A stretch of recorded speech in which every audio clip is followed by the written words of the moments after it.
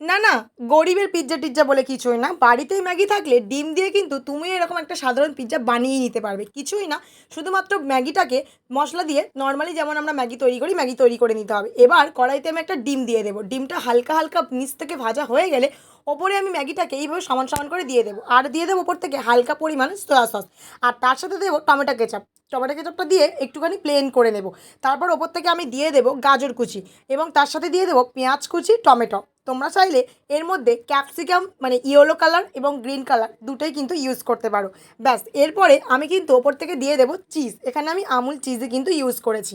চিজটা দেওয়ার পরে আমি কিছুক্ষণ ঢাকনা দিয়ে রেখে দেবো। ব্যাস, মিনিট 5 মতো এইভাবে করার পরে একদম কিন্তু ঘরোয়া পিৎজা রেডি হয়ে যাবে। সত্যি বলতে কি, এটা খেতে কিন্তু দুর্দান্ত লাগবে। বাড়ির সবাইকে একবার এরকম পিৎজা বানিয়ে কিন্তু তুমিও খেতে পারো। তার জন্য কিন্তু আমার চ্যানেলটা ফলো করে রাখতে হবে আর আমার ভিডিওগুলো নিয়মিত দেখতে হবে। দেখা হচ্ছে পরের ভিডিওতে। টাটা।